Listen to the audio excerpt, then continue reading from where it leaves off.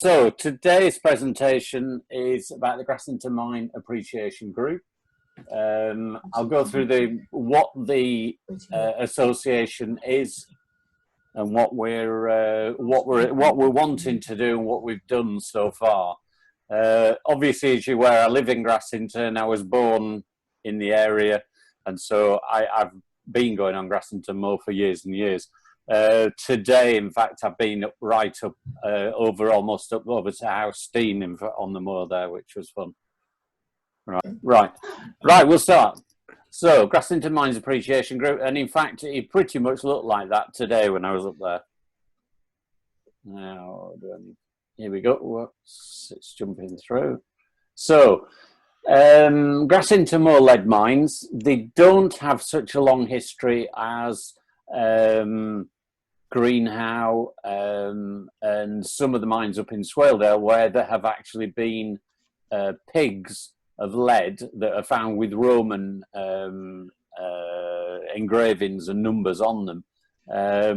It doesn't look as though Grassington mines were open at that time, and it's certainly not recorded anywhere. And in fact, the first mention of mining is in the 14th, 15th centuries.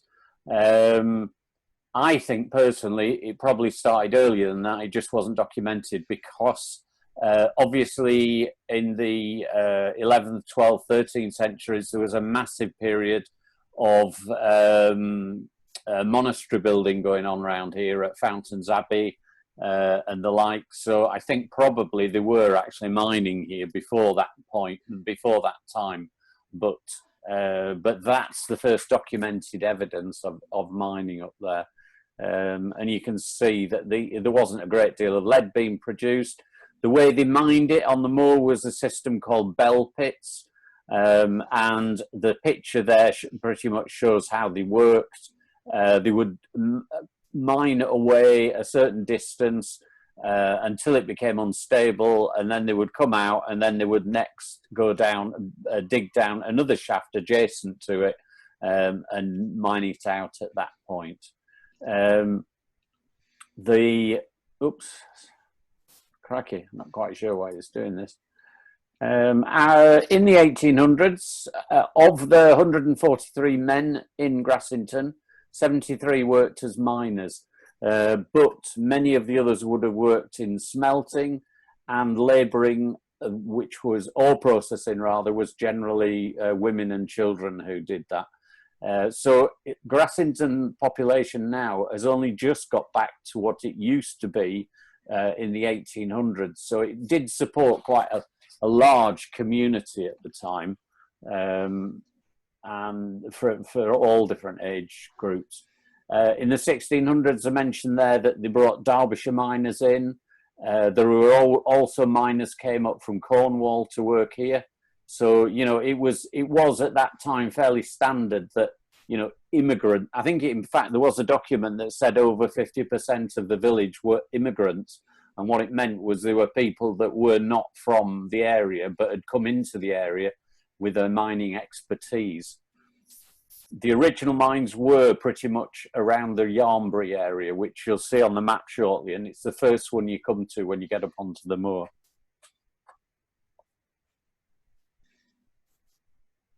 Right, so lead mining increased across the moor. Various rich veins were encountered, but the output did gradually decline. And what was happening in a lot of the mines was they were having serious problems with flooding from water. So technology was needed to improve the ore that they could actually reach, because they were basically going deeper and deeper into the moor. Unlike a lot of other areas, it only has one valley, which doesn't, what we call Hebden Gill now, which would have meant very long adits to get into the mineral veins. So there were very few adit mines that were made in the area, and certainly there were very few that were successful. The majority of the lead in Grassington, probably about 90%, was produced from shafts, to some of which were very deep. So at the bottom of that slide, you can see many of the mines had reached the water table in the 1770s. So water drainage was a problem. They were actually having to pump the water right the way up to the surface and get rid of it that way. So there was a decision made by the Duke of Devonshire, who had all the mineral rights to the moor, that he would like to raise, he'd like to invest in the moor by putting what's called the Duke's level, which is a drainage level, and which took about 20 years to build. This is a Duke's level. This is a photograph from the 1980s. When it was built initially, the idea was it was going to be a boat level, because they were going to produce the lead up on the moor in the various shafts that this connected with at the bottom, and then they would use actually use barges, very similar to Speedwell sort of system. They would use barges to bring it to the surface. But a new Duke of Devonshire had a new mining expert that he brought in, who looked at it and said, well, there's no point anyway in bringing it out at the bottom of the Duke's level, which is quite a long way down, almost down at Hebden, because the only smelt mill we've got is back up on the moor. So they would have been bringing the lead out and then having to carry it back up anyway. So he then, and it was very, very slow progress. So what he decided to do at that point was reduce the size of it. I went in there with Sam about just before everything kicked off, and so you can go a long way in there. You can go about 1.2, 1.3 kilometres. So it brings you almost back to Yarnbury, in fact. So almost to some of the other mines. Although at the moment you can't get into them, but it would maybe be something to do in the future. I think people have been in there. Problem is, it's in parts it's waist deep liquid mud, and then the water goes straight out into the beck and down into the village. So it's not very subtle. We went late in an evening, so that it would have cleaned up by morning time, and nobody'd see it. Right, let's try the next one. So, managing the water was a problem because there was both underground and on the surface. And there are a lot of water courses that you can see, because the water was used to drive stamp mills. It was used to drive some of the winding engines. And obviously it was also used in smelting as well. So these, you can see on this map, this is a map of all the water courses that were produced up there by the Duke of Devonshire, and they're called the Duke's Water Course. They all got their water from up at Blee Beck, which is the beck that leads down through Blee Beck Waterfall and ultimately into Grimouth Reservoir. All these dams have since been breached deliberately. So you can see the dams, but they've got a very obvious hole in them. So there's no water now coming around the hillside down to the mines. But so it's an area where there's been a lot of technology put into it. And at one point, it was considered one of the most highly technical mining areas of Britain. This is just a little bit of a story about the miners. The miners or pickmen, they were employed, paid very, very low wages. The tools that they used were weighed prior to working and then weighed a month later, and the miners were charged by how much steel had been worn off. They also paid for the candles and for the gunpowder. So they were, the low of the low. As you can see there, it's a 50% came from Derbyshire. The mining area at Grassington is known as the Grassington Liberty. They would do 8 hours a day, 5 days a week. So, and generally walking up to the mine. And once you were 10 years old, you could work down the mines. So, how wonderful. Life expectancy, 46 compared to 56 for those in other professions. Obviously, lots of dust around, and there were serious lung disorders. Not a very healthy place to work. Yeah.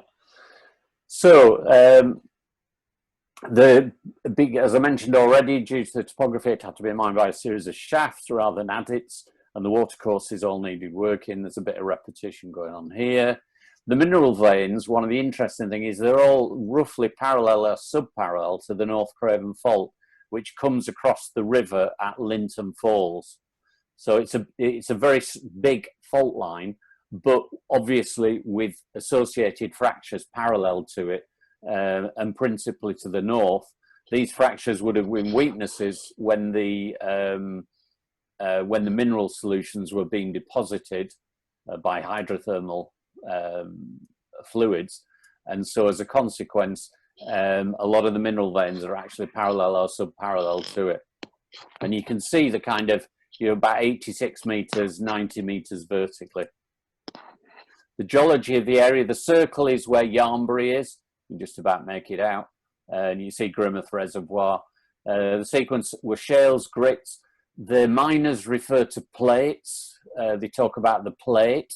And the plate is another name for shale, because when it peels off from the walls or from the roofs, it's made up of, it looks like plates. So that's the sequence. It's all Carboniferous, about 350 million years old. And you've got the Craven Fault coming through here as well, just south of Grassington. So there's a bit there. The mineralogy, if it comes up. Right. The mineralogy, so the minerals that you find upon the moor, there's quite a lot there.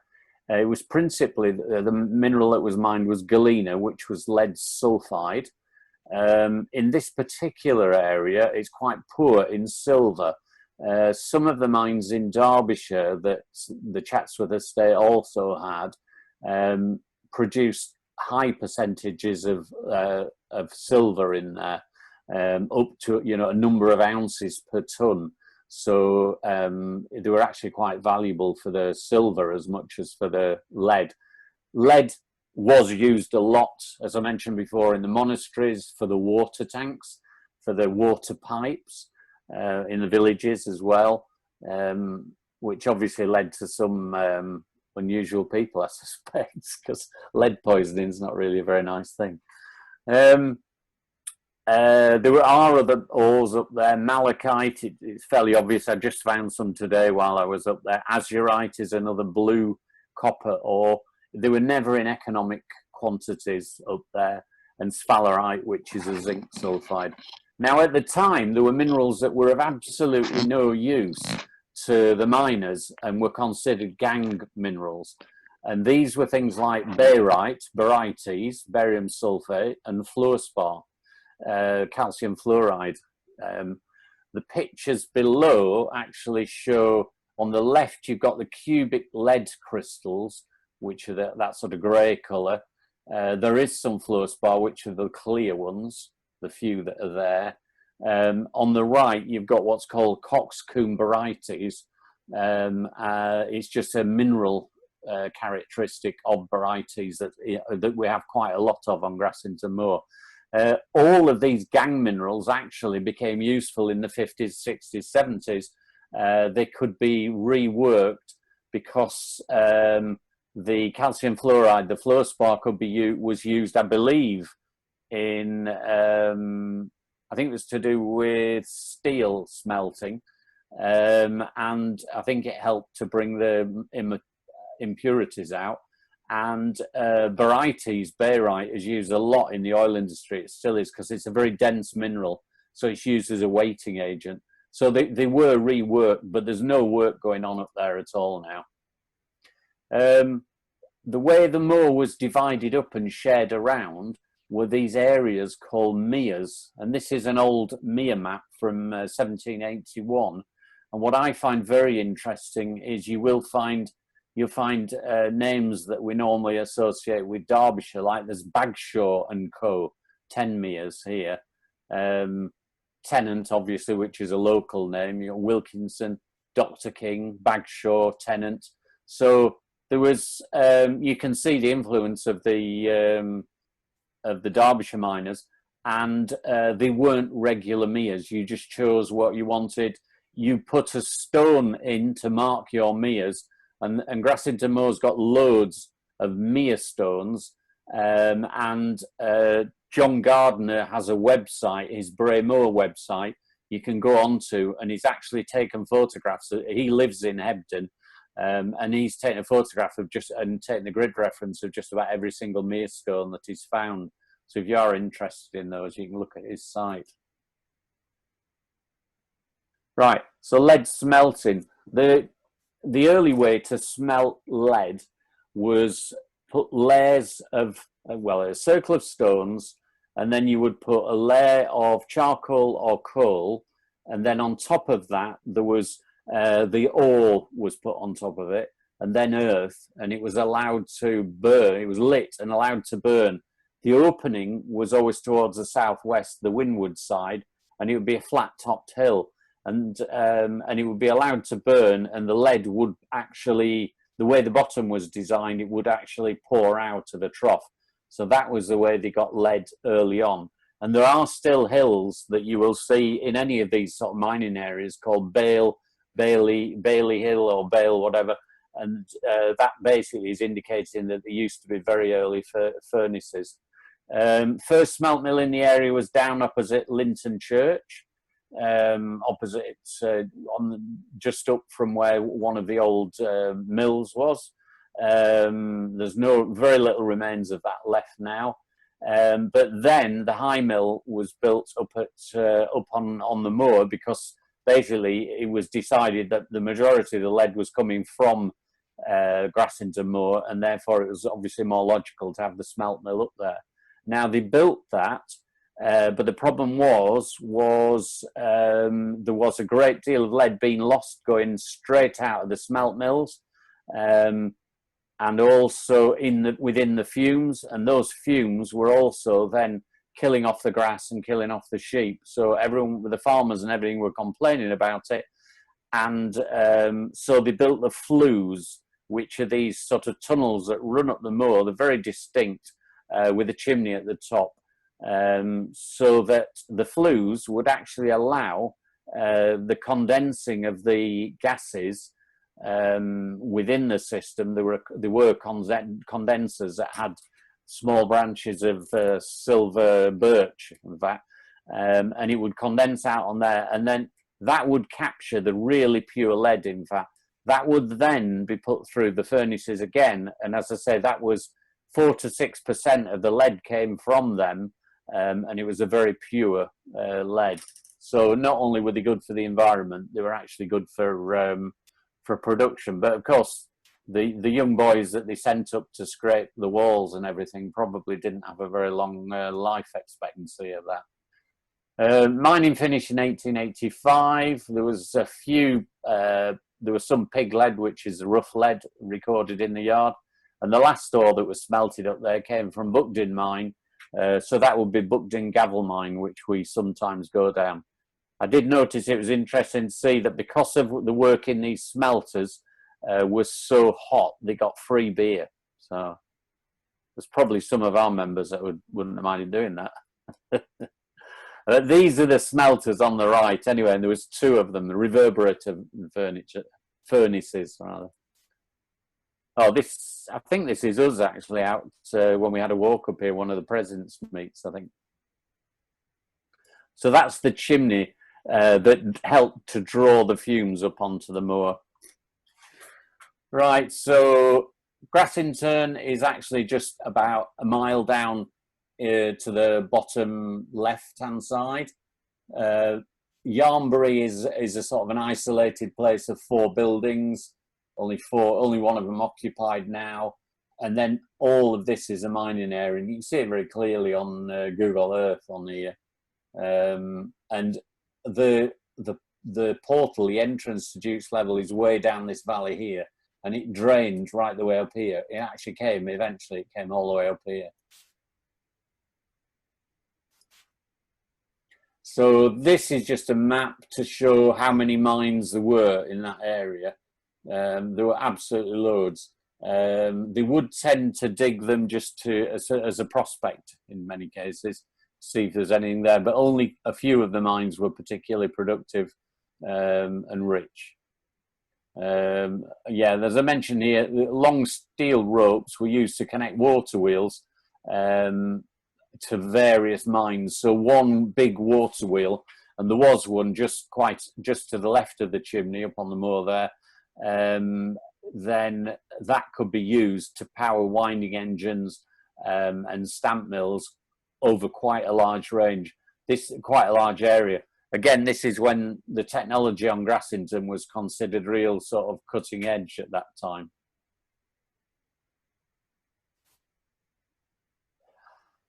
Right, the last of the mine closed in 1882. This was generally due to importation of cheap lead from Spain.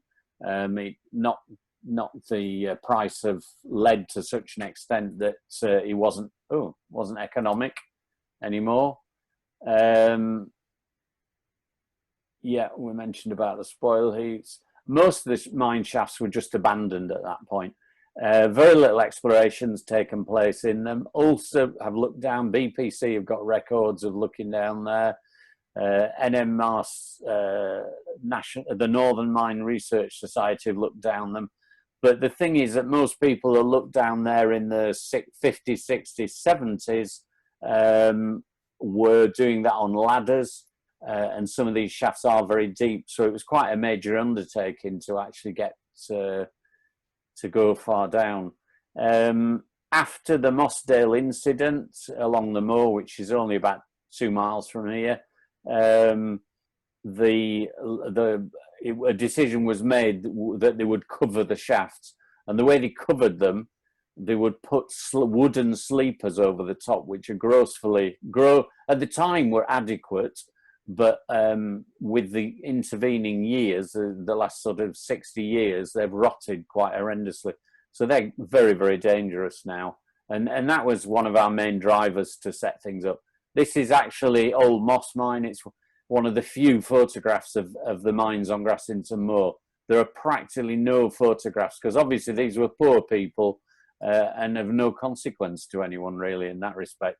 You can see where the wires for driving the winding were coming from elsewhere, and you can see the base of some of these towers where they'd have a roller on the top. But all of this has been taken away. There's absolutely no remains of it. The other thing being that during the Second World War, this area was used as a firing range and a training range. And so a lot of even what was left of the stone buildings was damaged by blasts and explosions and the like. Right, so, well, 3 years now, Sam and I we're both members of Fell Rescue, and we both started discussing about needing to do something to protect the mines and also to make them rather safer, because there are records of people falling down mines. I mean, I'm sure Russell can tell you a story about that. Maybe not on Grassington Moor, but it is easy to fall down these shafts if they're not fenced off properly. So we decided we wanted to do something about it. So we set up the Grassington Mines Appreciation Group. So these are our goals. I mean, we want to protect everybody up there. We just don't want people falling down there, because the bottom line is we'll be the ones that are pulling everybody out if anybody does fall down. And it is just getting more and more dangerous up there. And also, it is very interesting to go down. There's a lot to see down there. You know, it's good to develop Grassington's mining heritage. The people that went down in the 60s and 70s didn't really record much. With Mike Gill is a guy that's done a massive amount of work up there. Mike has, unfortunately, he can't get around so easily. So he had a vehicle accident, I believe. So he can't get around very much. So his work is based a lot on the records. I mean, he's done a huge amount of data searching, but he hasn't actually been down them and had a look and tried to log what there is down there. So we kind of set ourselves up to do that.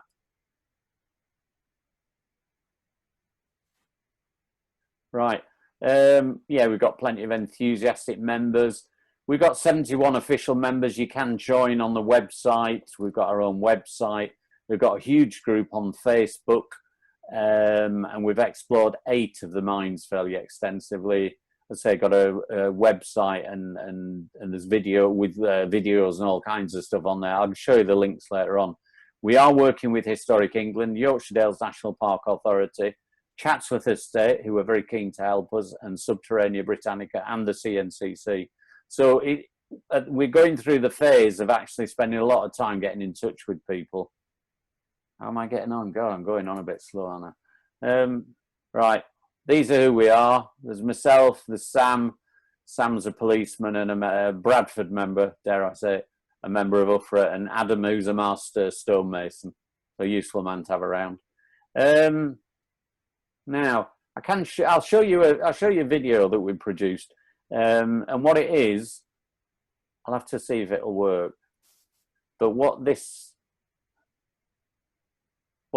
shows you is beaver shaft. Can you hear anything or see anything? Is that better?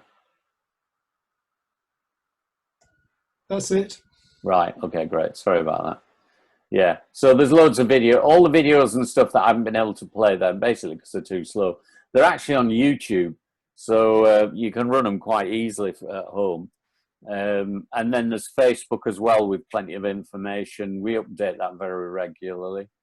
So some of our work, some of the exploration, you can see what some of the mines like. The wood, in many cases, actually is not bad when you consider it's almost 200 years old. I wouldn't trust some of it really holding the roof, but we found all kinds of things. This is an old, on the left, this is an old hand drill that would be hammered in. In the middle, you can see we've come across, because people say, oh, we've explored down these mines, but it's very obvious you haven't, because these are miners' clog prints from the old hoop irons on the base of the clogs. Sam's got a drinking flask that he's holding there. We've left everything down there, and in addition to that, we've barriered off any of these sections where we've come across clog prints, so they are preserved. We came across some engravings on the wall, 1839. Is that drinking flask again? Oh, and we've explored lots of shafts. These, I think, for support. Well, they are for supporting the rails. We haven't found many rails. We found a few, but not many. I think when mining finished, they stripped the majority of the material out, unlike some of the mines elsewhere. Yeah, we've taken loads of scaffolding down and stuff like that for working underground. It can be quite grim up on Grassington Moor. We have a system of roller boxes a roller box, so that our rope is offset from the wall, so we're not rubbing against the wall and therefore have the risk of the whole lot coming down. And obviously with SRT, it's much easier to manage. Just two people can do the whole thing. That's right. On the left, this is an image of the section that we buried off where the clog prints are, and you can actually, there's just enough room on either side for you to walk down where there weren't any prints. This is on the right, that's the Fell Rescue Land Rover. We've used it for rescuing. We pull farmers' sheep out periodically from some of the smaller ones. Now, this is what Chatsworth Mine looked like when we came up to it. There are actually, under this pile of stones and grass, there are pieces of rotting railway sleeper that were put across the top. And I'll show you an image later where it's even better hidden than that. Now, if you didn't know, you wouldn't be aware there was a 47-metre shaft directly underneath that. And obviously those timbers are rotting, they put stones on top. I don't know what anybody was thinking about it. This is what there is just underneath it. 146 feet there. So, yeah, so it's very, very dangerous what is up there. That is one of the shafts that we intend to put a decent fence around. Up there are these circular features called horse whims that were used for winding people up sometimes if they couldn't get the engines to them, or for stamps as well. The problem is one at Earby Mines restored this horse whim here, but when you get your eye in, you realise this is a shaft This is the actual glory shaft. It's got sleepers and it's got grass on top of it. So it's very, very dangerous, because even when I've been up there with people, people will come and look at this and will walk straight across the top of that. Some of the shafts look like that, like New Peru. And that one, when you get over to New Peru, you're looking at, what is it, about 86 meters. So you wouldn't want to fall down there. Some are just covered over like this, West Peru. That should be the same depth, but we haven't excavated that out yet. Right. Right, there is an image. I'd suggest that you look on the website. There is an image of descending New Peru, and that's quite impressive. Some of the stonework down there is phenomenal. Now, one of the things that I've been most interested in is this is a map that was drawn by Dr. Raystrick and was published in our Craven journal of the time. And this is taken from Mining Records. And basically, there are these natural caverns which somehow fit into the Mossdale drainage and the like, or there's something to do with it, because they are limestone caverns, and Mossdale is only about 1.5 miles in that direction. So it would be very good to be able to get into them. And that's one of the kind of projects we would like to do. In fact, we are progressing with it. Yeah, there is actually a manway. The difference between the shafts and the manways is that the manways have a 5-6 meter shaft, then a horizontal section, then a 5-6 meter shaft, and the idea was there would be ladders on them and people could come up and then they walk across the horizontal section. They weren't climbing down shafts that were, you know, hundreds of feet deep. And there's a manway that connects up with the turf pits. And I must admit, at the moment, we're in the process of trying to stabilize it and dig it back out again. So these are the things we've completed. We're in contact with Bolton Abbey, Grassington Moor Management Association. So these are the farmers that have the rights to graze up there. Historic England and the Yorkshire Dales National Park Archaeology. We've started collecting funds. We've got donations. Chatsworth have offered money, and Subterranea Britannica. We obviously helping the farmers collecting their stock if anything goes down, or dogs or whatever, which has happened in the past. We've now got a scheduled monument consent from Historic England for working both at Chatsworth and the infilling of another manway, not the old turf pits, but there is another one to Taylor's shaft. So what we're aiming to do, in fact, we have the permission and we just have to notify them that within a month of us wanting to start work up there, we will infill the collapsed manway to Taylor's. We will install fencing at Glory Shaft. So that we feel is the one we need to do first. So that's the one near the horse whim, because that's the most dangerous. Then Chatsworth Shaft, and then continue with our underground work at the turf pits manway. There's 14 other shafts that we've identified that we need to work on. So there's quite a scope of work there that will keep going for a number of years.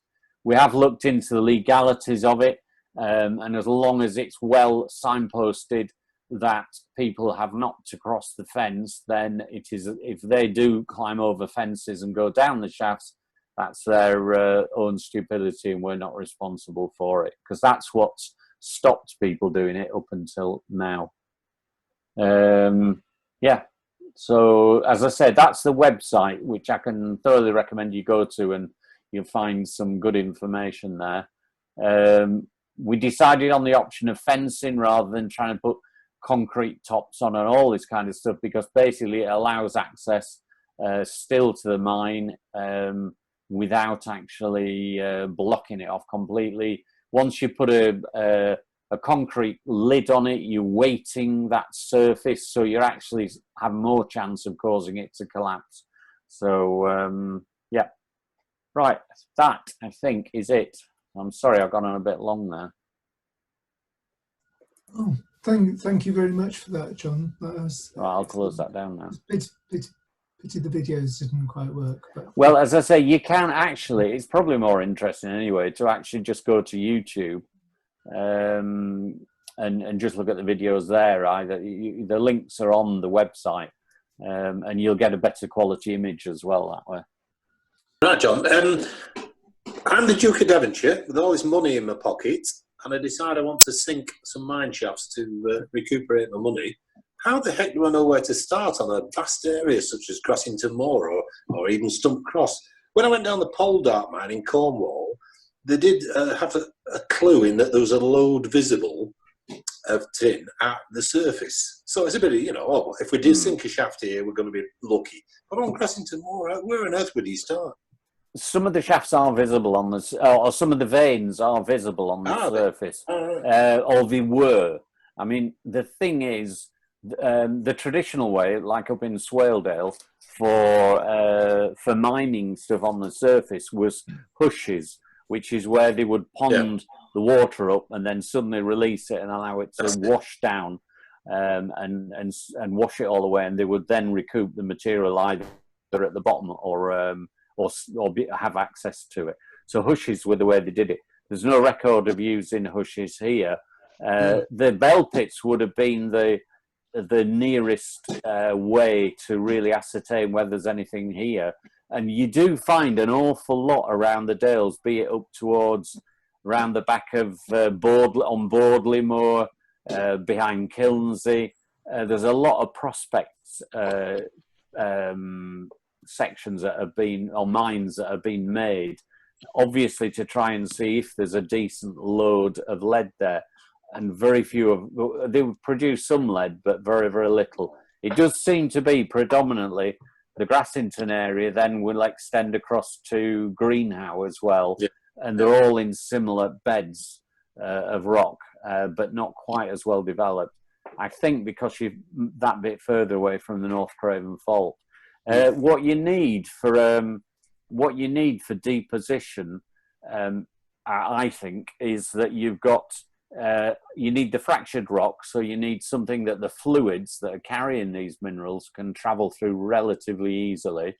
Here you've got and also a porous rock, so something like a gritstone, it can actually flow through, whereas the limestones, unless there are caverns or chambers, then it is more difficult for it to get through, and they're often not that well connected. So it seems to be that more of the faulting and more of the fractured gritstones are sort of from Grassington eastwards. The more you go up the Dale, the more it is just the limestones, and there is some development, but nothing like as much as what you see here. Dave Allen wants to. No. Just to say that. The Romans were the first people to exploit these resources, and I mean that's why they were here. They were here to plunder the bloody island, Yeah. And they brought geologists with them. Yeah. Or their equivalent of geologists who were able to sort of suss out where this stuff was, Yeah. And of course it went on from there.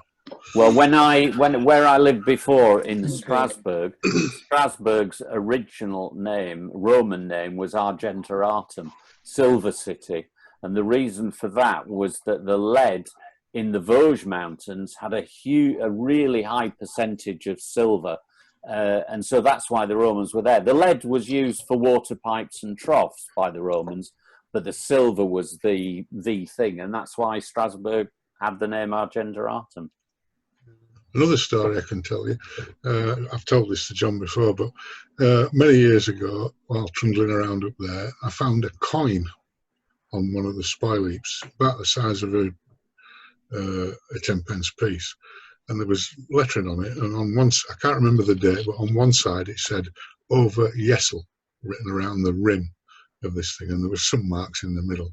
And I had it for years. I just had it in my wallet, and I lost my wallet, and so I lost the coin. But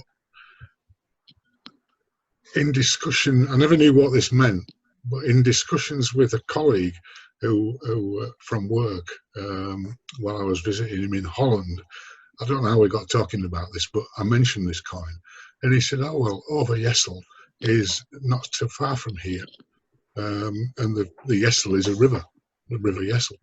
And over Yessel was a big lead mining area. And so it was quite clear that somebody had come from that area to work at the Grassington mines, bought a coin with him, lost it, and I found it on the tip. Yeah.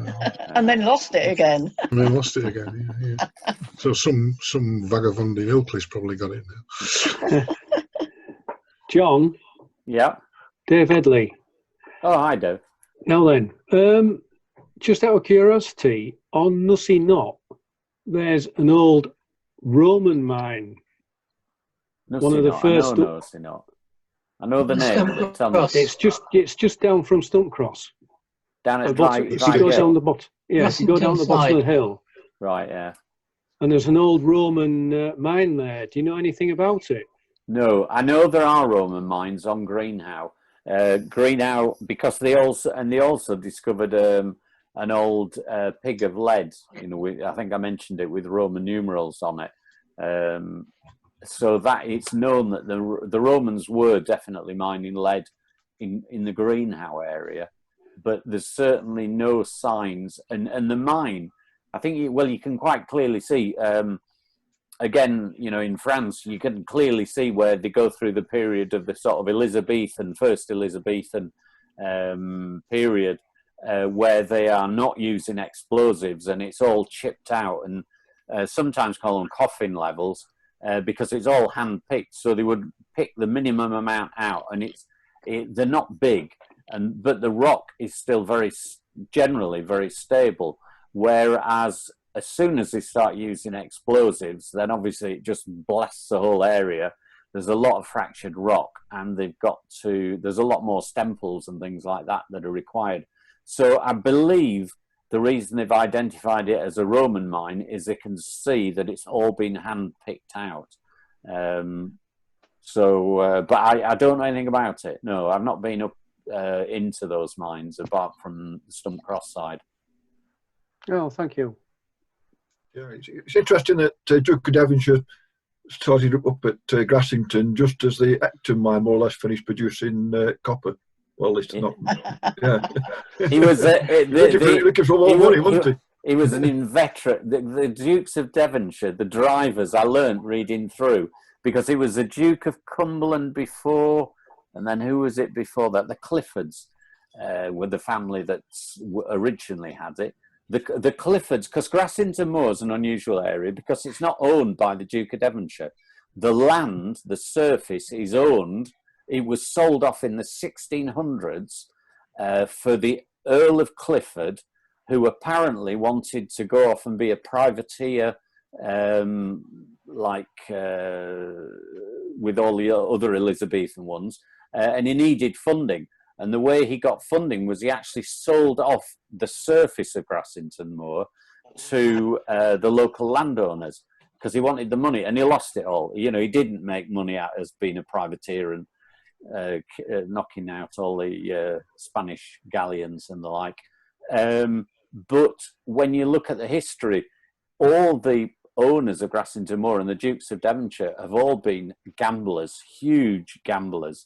And so Ecton and the mines here, and that's the reason that they keep trying to get the mines going again, was to make more money to fund their gambling addiction, basically. That was it, Earl of Westmoreland. Yeah, Rob's got it down here. Yeah. King next, and then the marker stones. I got my hand up. Sorry, the marker stones that. Oh, thank you. Yeah, sorry, the marker stones that claimed ownership to the various plots. When you showed the map with the boundaries of the plots and so on, was it just a marker stone somewhere in that plot, and then the only thing would be a map to signify the boundaries areas? Presumably, when they dug a bell pit and that became unstable, they dug a next one a bit further along and just kept on going. But then eventually would overlap. I know that there were disputes. There was a court. It was called a bar moot. That I believe they existed in Derbyshire. A lot of the laws that were used up here were from Derbyshire originally, from the way the Derbyshire mines have been run. It was called It was called a Barmoot Court. There still is a Barmoot Court. Right. Oh, there you go. Yeah. So there was the Grassington one. There was a chair. Well, it wasn't called a chairman. He had some grandiose title. Who was the equivalent of the chairman? You know. Cavalier? No. That's what they have in the Forest of Dean. Right. What do the marker stones look like? Well, some of them are just rocks that have got carvings of letters on either side. But some of them you can see that they're like a flagstone, again with lettering on either side, almost like boundary markers. But they're various shapes. And as I say, some of the rocks are just there in place anyway, and they've obviously just carved into them. John Gardner's website, Bray Moor, has photographs of all of those along with all his other cave-in stuff as well. So you can actually see them all there. Some are really well preserved, some aren't. Right, thanks. Russell next. Thank you. Oh, there you go. There's a picture. Rob sold it. Picture. Unmute Rob and let him to say something. Do you want to, Rob, hold it up again. do you want to See, There we go. Yeah. That kind of you thing. might be able to see the initials on it. It might be IA, but I remember we had a discussion in the record About I. the Can be a mark J. in Kettlewell Yeah. over doors, and nobody could be quite sure whether that's an I or it's a J or it might be something else. Yeah. right, Russell? So that's what it looked like. Here you go. Well, thanks, John, for a fascinating insight into Grassington Moor. A couple of things. Well, no, I've got 4 actually. Were you aware of Dave Judson's project to sink? I think it was Dave Judson. He wanted to sink a shaft straight into the Lost Caverns and sidestep all the other ways in. Instabilities. Yeah. Yeah. I had heard about it, but I never worked. He never did it. He never started it. No, he never. No, but I don't know whether it was, there was any mileage in it, so to speak, or not. I just wondered if you'd been, you'd come across it. We'd heard about it. Yeah. Yeah, not worth resurrecting though. No. No. No. The other thing, are you aware of this? I think it's. I was trying to work out what the acronym stood for. Is it NAMO? NAMO, yes. That basically is a society. I imagine Alan might know about it, but it's the one that joins all the mine research organisations together. And there was going to be a conference about a month ago down in Cornwall that we were planning to go to, but obviously it got knocked on the head, unfortunately. But so I'm aware of it. The other, well, I'll flag it up just in case it's of value to you, really. Oh, yeah. Or what membership might bring, because they are actually members of BCA. Right. And which brings me on to funding, because I suspect that what you're doing, if you hit any kind of obstacles with funding from other directions, it's worth exploring, probably through CNCC back to BCA, because they hold the purse strings in terms of all the cash. We were in touch with Matt Ewells, who then put us in touch with Andrew Hind. So Andrew is aware of us, and obviously through the Yorkshire Dales National Park people, the historic heritage, they're in touch with Andrew as well for all the work he's doing up there. So they all do seem to join up. So we haven't got to the stage where we need to spend huge amounts of money at the moment. We've spent our own money just on scaffolding and bits like that. I think you'll find that sort of expenditure is valid. Well, you can make a valid claim. For it. Yeah. So you're not out of pocket, really. Okay. Sounds good. Okay. And for the fencing as well. Yeah, fencing as well. Yeah. You mentioned me in a mine incident. I'm still alive. Well, it was your mate. It wasn't it your mate up on Buckton? Yeah. I I mean, won't elaborate because I was No. going to write it. Strangely enough, John Cordingley was doing something else, and I think it was on the UK Caving Forum when he was it the CRG, the forerunner of BCRA. Somebody flagged up a photograph of what John was researching, and down at the bottom was a reference to this incident that prompted me to write to John, and John said, "Oh, you want to get that in the record? It's worth knowing about." Well, I mean, now I had 2 prompts. I'll be able to send Steve an article for this summer's record. Yeah. About that. We've got that written down, have we? Yeah. Oh, I've written it up. I've already written it up. Well, it needs embellishing, to be honest. But strangely enough, for a summer production, it's about snow. But there you go. That's me. Okay, thanks. I was just going to say, because Russell mentioned the Namo business, Miranda and I went to the conference last year in southwest Wales, and it was really good. Very well organised, very pleasant bunch of people, and we were hoping to go again this year, but obviously we couldn't. But it's in our diary for next year. They're a nice bunch of folks, so if you want contact with them, it's probably worthwhile. Yeah. One thing we have found, as I mentioned earlier, like with Mike Gill, is that, and even within our own organisation now, there are quite a percentage of people who are very interested in the mines, quite passionate about it, but they want to stay on the surface. They want to they'll be okay for putting fences in. They're okay for looking at the remains that there are on the surface and even surveying them. But they don't want to go down the shafts, and they don't want to start exploring some of the more delicate sections, shall we say. Oh, these guys were fine. No, yeah, all right, that's good. Apart from SRT, they seem to regard SRT as a sort of dark art. Yeah. Well, it is, that's great. That's great. That leaves an opening for us then, doesn't it? It does. It certainly does. Yeah. You know, they're talking about advanced SRT and, what's the rebelay? Wow, flipping heck, you know. Well, a shaft can be one straight drop, can't it, to the bottom? Yeah. Me of a story that Bob Leakey once recounted to me when he was prospecting up there, probably Second World War-ish or just after.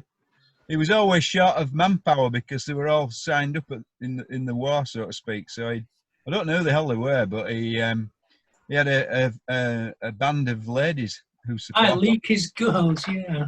Yeah, and he was, I think he was trying to find his way into the Lost Caverns and prospecting down various shafts I can't remember which one it was, but he described being down there, and it was like a couple of 100 feet deep, and the top started to run in while he was halfway down on a ladder, and he had the presence of mind to swing to one side and somehow or other lodge himself in the side of the shaft as all these tons of surface material hurtled past him.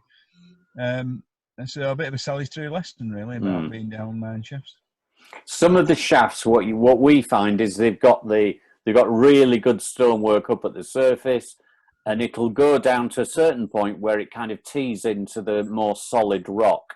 And at that point, what they've done, and some of them, was they actually use wood to kind of do that interface between the solid rock and the wall. And so the problem is that wood has just rotted. And I think they're the main ones that have collapsed. Even in the manway shaft that we're digging, there's a section at the bottom that looks a bit dodgy. So we've actually scaffolded the shaft. Okay, this is only like 6-7 meters. And then propped it behind with some boarding and stuff. So we won't be able to do that for the really big ones, I don't think, because with this one we can run it right to the bottom of the shaft and stand the scaffolding on the bottom, which is fine because they are these short sections. But we've looked into methods of trying to make them more solid. There are various things out there. In Cornwall, they've done a lot of work on this because they some of them, they are actually legally required to make them stable. Some of them, somewhere in Cornwall, there was an account of one that opened up in somebody's garden, and they basically had to excavate it down to, I think it was 6 meters down, and then they had to put a concrete slab on top of it, and basically now it's just you don't even know it's somebody's back garden on top of it, which you can do, but I think that costs something like £40,000 or £50,000 to do that. So obviously, that's why the fencing around the entrance was a much better, and obviously there's no access to it. That's why the fencing around the entrance is a much better solution. Mike Gill. Yeah. Are you in regular contact with him? I sent him an email a couple of days ago, actually. Oh well, could you give him my regards? I was at school with him. All right, okay. and we were neighbours as well at one time, and he used to drink in my parents' pub. Well, he's in Sutton, isn't he? Yeah, Main Street. Yeah, Sutton, yeah, exactly. Yeah. But he was a professional geologist, I believe, and had a car accident, serious vehicle accident. Yeah, they rolled a Land Rover over in the middle of the desert in Saudi Arabia. And so he's wheelchair bound. So that's why he's done a lot of research, but it is through documentation, because he will spend ages. He's got a really nice. We've been visited him. Sam and I went and had a chat with him, and he's got a really good sort of setup there. But it looks like a terraced house from the front, but there's a lift shaft built on the back, so he can come and go quite between the floors and stuff. So nice guy, very helpful. Yeah, he has got an enormous library. Yeah. Okay, well, John, thank you very much for that. That's really interesting, and thank you for this discussion. That's brilliant. We'll finish that now. We can just go on and chat